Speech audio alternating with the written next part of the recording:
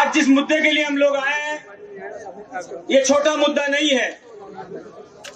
विश्व के इतिहास में पहली बार भारत जैसे लोकतंत्र का प्रधानमंत्री विदेशी ताकतों के सामने जो कल तक बातें करते थे कि हमारी 56 इंच की छाती है, वो प्रधानमंत्री आज चंद रुपयों के खातिर और अपने उद्योगपति मित्रों की इज्जत बचाने के लिए अमेरिका के सामने सरेंडर होके आज उसने भारत की जनता को और देश को ऐसे दोराहे पे लाकर खड़ा कर दिया है कि विश्व में होने वाली लड़ाई का सीधा असर अगर सबसे ज्यादा कहीं पर पड़ रहा है तो हिंदुस्तान की अर्थव्यवस्था पर और लोगों के घर और रसोई के अंदर पड़ने जा रहा है। जिस मुद्दे पे हम लोग यहाँ पर इकट्ठे हुए हैं, ये सिर्फ विरोध प्रदर्शन की बात नहीं है, बल्कि एक ऐसा गंभीर मुद्दा है जिसमें अब भी अगर भारत सरकार सिर्फ बयानबाजी करती रही और जिस तरह से कबूतर बिल्ली को आते हुए देख के आंखें बंद कर लेता है और सोचता है कि बिल्ली मुझे खाएगी नहीं, तो ये तय बात है कि हिंदुस्तान की व्यवस्था लड़खड़ा जाएगी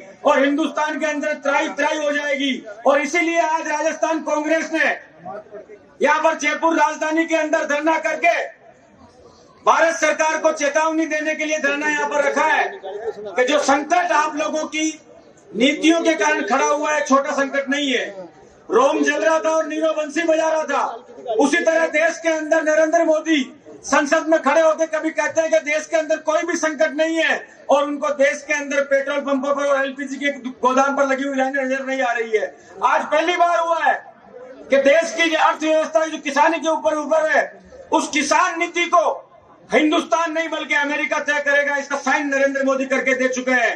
राहुल गांधी जी ने पहले भी कहा था कि इस देश के अंदर नोटबंदी के माध्यम से हमारी अर्थव्यवस्था घुटनों पे आ जाएगी, वो घुटनों पे आई।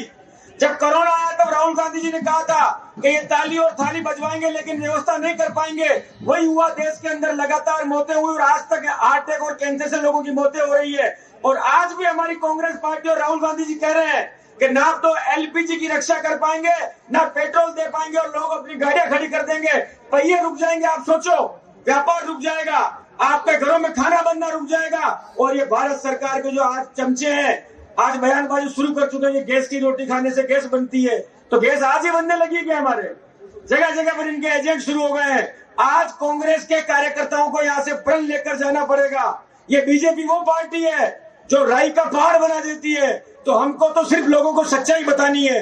आज हमने यहाँ पर धरना किया और हमारा धरना करना साकार तब होगा जब हम लोग अपने घरों में जाके, अपने मोहल्ले में, अपने वार्ड में, अपने गांव के अंदर लोगों को सच्चाई बताएंगे कि बीजेपी के झूठे प्रचार से जो मीडिया के माध्यम से ये लोग कर रहे हैं और जो इनके लोग कर रहे हैं, उससे बाहर आकर आप सच्चाई देखो कि आपके घरों के ऊपर बहुत बड़ा हमला होने वाला है, आपका राशन और आपकी रसोई बंद होने वाली है। इससे सावधान करने के लिए हम लोग यहाँ पर इकट्ठे हुए हैं और हम आपको विश्वास दिलाते हैं कि ये कांग्रेस पार्टी प्रदेश की सड़कों पर गोविंद सिंह डोटासरा के नेतृत्व में और विधानसभा में टीकाराम जूली के नेतृत्व में राजस्थान सरकार के सामने छाती तान के खड़ी है और इनकी भय, भूख और भ्रष्टाचार की नीति पर लगाम लगाने की लड़ाई लड़ रही है।